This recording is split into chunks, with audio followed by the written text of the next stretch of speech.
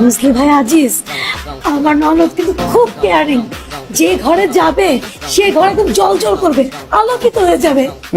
100 টাকার বাল্ব তো যেই বাড়িতে লাগাবো সেই বাড়ি পুরো আলোকিত হয়ে যাইবো।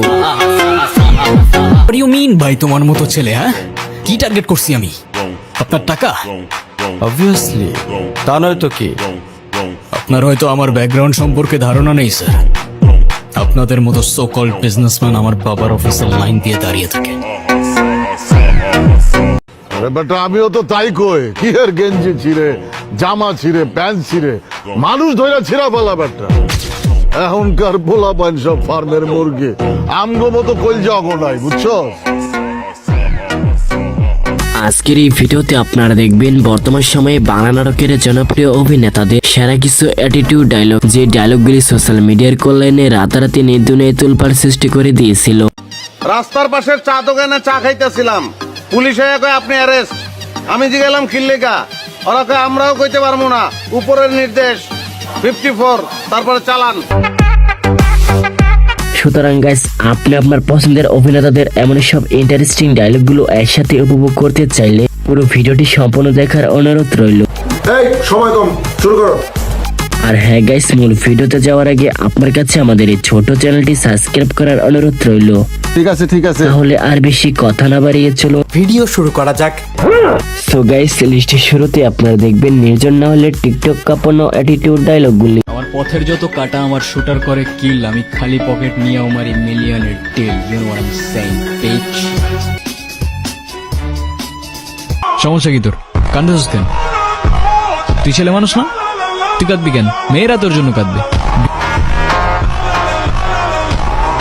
হ্যাঁ, নির্জন না হলে এই ডায়লগগুলো ছাড়াও তারা আরো অসংখ্য ডায়লগ রয়েছে যেগুলো ছিল এক একটি জোস এন্ড মারাত্মক। ইউ মিন ভাই তোমার মতো ছেলে? হ্যাঁ, কি টার্গেট করছি আমি?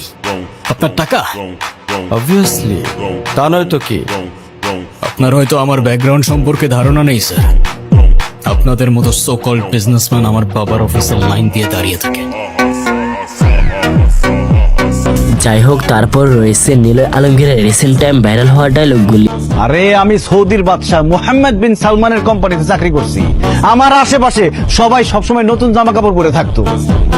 এখন তোমরা সবাই যদি আমার আশেপাশে পুরান জামা কাপড় পরে থাকো, তোমাদের তো বোন, আব্বা, আম্মা, বউ মনে হইব না, মনে হইব খাদিম খাদ্দামা। খাদিম খাদ্দামা এর মানে কি ভাইজান? আরে কাজের লোক ওই বাড়ির কাজ টাজ করে, বুঝবি না। ইতিমধ্যে আলমগীর ভাইয়ের এই ডায়লগগুলো টিকটক সোশ্যাল মিডিয়া জুড়ে ব্যাপক পরিমাণে ভাইরাল হয়েছে। বুঝলি ভাই আজিজ, আমার ননদ কিন্তু খুব কেয়ারিং। যে ঘরে যাবে সে ঘরে একদম জল জল করবে, আলোকিত হয়ে যাবে। 100 টাকার বাল্ব তো যেই বাড়িতে লাগাবো সেই বাড়ি পুরো আলোকিত হয়ে যাইবো। সো এরপর আপনারা দেখবেন নাটকের কিং মোশাররফ করিমের ভাবমার্কা অ্যাটিটিউড ডায়লগগুলি। আমার বাপের রাজা, আমার দাদা রাজা, আমি নিজের রাজা। তুই চিনোস না আমারে, তোর বাপের চিনে আমার। ঠিক আছে, সোশ্যাল মিডিয়া ইউজ করেন অথচ মোশাররফ করিমের এই ডায়লগগুলো শুনেন নাই এমন মানুষ বাংলার মাটিতে আছে আমার মনে হয় না। আপনি আমার দেহ পাইতে পারেন কিন্তু আমার মন আপনি কোনোদিন পাইতে না। কেউই পায় না, সবাই খালি চেষ্টা করে। আমি বুদ্ধিমান, আমি চেষ্টার ধারে কাছেই যাবো না, মনের দরকার নেই আমার। এনিওয়ে গাইস, তারপর রয়েছে আরশ খানের রাতারাতি ভাইরাল হওয়া ডায়লগগুলি। ও এতই বোকা, ও বোঝেই নাই ওই কার লগে কি করতেছে, ভুলে গেছে গা, বুঝছো? সব যদি কম্পিউটারে থাকে না, আমি চ্যাট জিপিটি ওরে এআই মার দেবো, আমি এআই মার। আচ্ছা, তুই মনে ভুলে গেছিস যে চ্যাট জিপিটি কম্পিউটারই চলে। আরে বেট, ওই 90s এর মডেল, আমি 2069। ওরে তো আমি 420 মারুম না, ওরে আমি 49ও মারুম না, ওরে মারুম আমি 69 স্টাইলে, বুঝছোস না? একদম মনে কর পাগল হয়ে যাবো গা, পাগলের রাস্তায় নাই মা, কানবো, চিল্লে, এবার সবারই জিগাবো আমি পাগল হয়েছি কিনলে। সত্যি আরশ খানের এই ডায়লগগুলো ছিল উপভোগ করার মতো, যেটা প্রপারলি আমার কাছে বেশ ভালোই লাগছে। ভাই, কথাটা সিম্পল।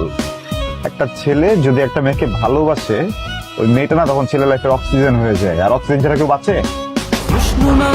এনিওয়ে গাইস, এরপর আমরা দেখব মুশফিকার ফারহানের কলিজা কাঁপানো ডায়লগগুলি। বস্তির মাস্তান থেকে এই শহরের মাফিয়া বানাইছে,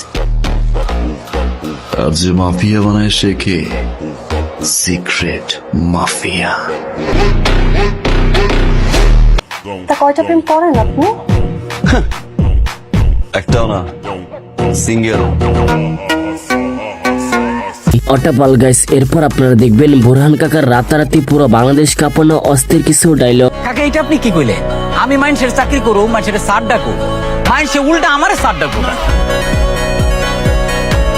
যদিও সিজন 5-এ আমরা বোরহান ক্যারেক্টারকে এখনো দেখিনি, তবে আশা করা যায় খুব অল্প সময়ের ভিতরে তিনি ব্যাচেলর পয়েন্টে আবার কামব্যাক করবেন। আপনি এলাকার এত বড় একটা হেডো, আপনার লোকে যদি এক কাপ চা না খায় তাহলে কি হইব?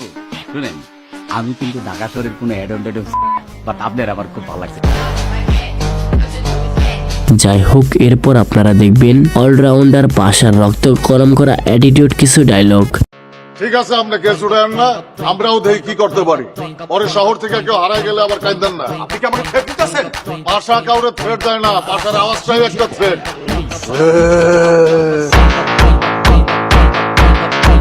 পাশা ভাইকে নিয়ে তো আর নতুন করে বলার কিছুই নেই, বিকজ তার প্রত্যেকটা কথার মধ্যে অন্যরকম একটা অ্যাটিটিউড ভাব রয়েছে। বেটা আমিও তো তাই কই, কি এর গেঞ্জি ছিঁড়ে, জামা ছিঁড়ে, প্যান্ট ছিঁড়ে, মানুষ ধরে ছিঁড়া বলা বেটা।